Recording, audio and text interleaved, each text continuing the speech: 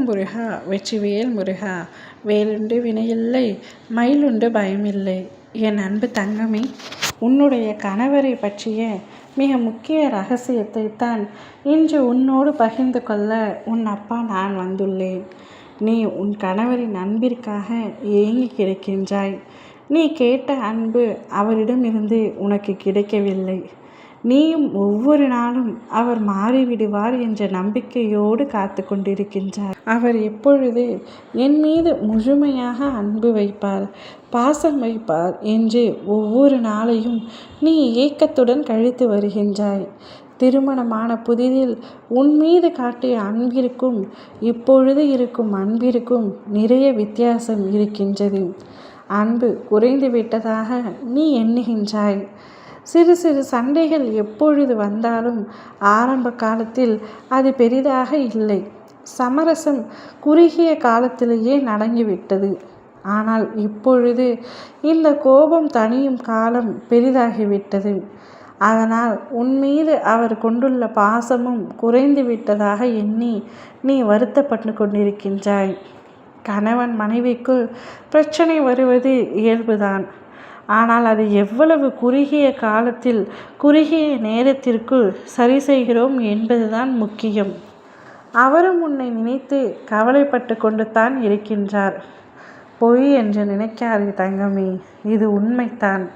உங்கள் திருமணம் இருவரின் சம்மதத்துடனும் தான் நடைபெற்றது. நான் தான் உங்கள் இருவரையும் சேர்த்து வைத்தேன். எனவே இதில் சந்தேகம் கொள்ளாதே. நான் சொல்வதை நம்பு. அவரும் உன் மீது அதீத அன்பும் உண்மையான அன்பும் வைத்துள்ளார். ஆனால் அதை வெளிக்காட்டுவது எப்படி என்றுதான் அவருக்கு தெரிவதில்லை. பேசினால் சண்டை வரும் என்ற பயத்துடன் தான் அவரும் உன்னிடம் பேசாமல் இருக்கின்றார்.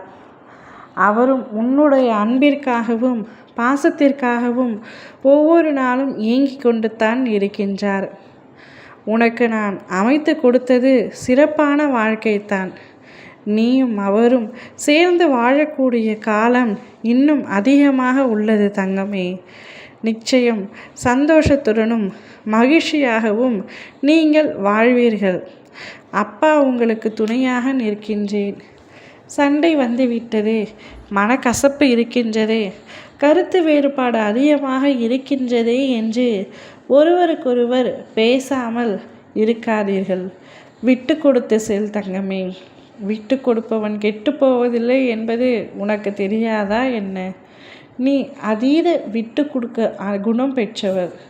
பின்பு எதற்காக இவ்வளவு வைராக்கியத்துடன் இருக்கின்றாய்? மற்றவர்களின் மீது கூட வைராக்கியம் இல்லை, ஆனால் கணவரின் மீது அதீத வைராக்கியத்துடன் இருக்கின்றாய். விட்டு கொடு தங்கமே.